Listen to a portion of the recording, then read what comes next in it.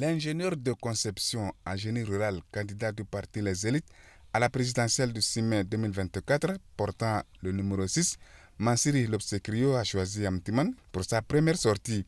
Le président du comité d'organisation pour la province du Salamat, Assafi Ahmad Ibrahim, demande à la population de porter son choix et surtout soutenir le candidat numéro 6 avec tous les moyens.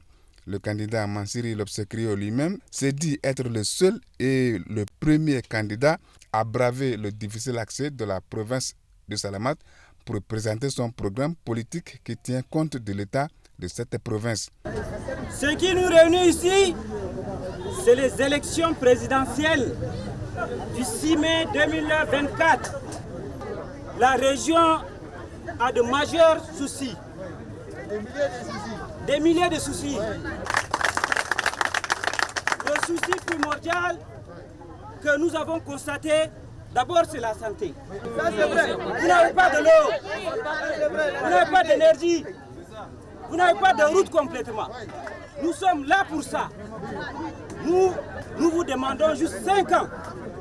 5 ans. Dans les 5 ans, nous allons relier Mongo, Amtiman, Mouinchari. Vous n'avez pas de structure sanitaire.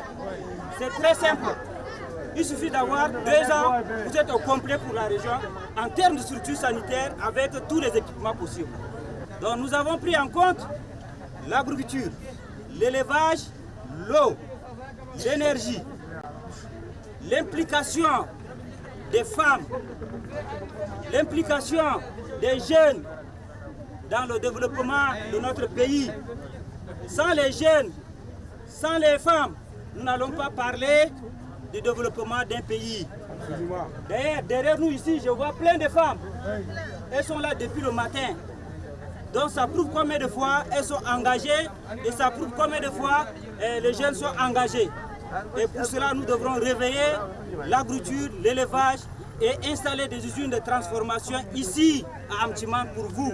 Après son meeting, le candidat numéro 6 a fait une descente au siège de l'ONAMA à Salamat. Le Tchad n'est pas en N'Djamena. Le Tchad, c'est l'ensemble du Tchad. C'est l'ensemble du Tchad, c'est ça qu'on parle du Tchad. Mais si on reste seulement en N'Djamena, dans nos V8 climatisés, dans nos bâtiments climatisés, et qu'on envoie des gens ici souffrir en brousse, il faut qu'on puisse vraiment mettre fin à cette pratique. Inch'Allah, d'ici le 6, après le résultat, nous serons victorieux et nous allons résoudre tous ces problèmes. Juste avant ces activités, Lobsekrio a eu une séance de présentation de civilité aux autorités administratives locales.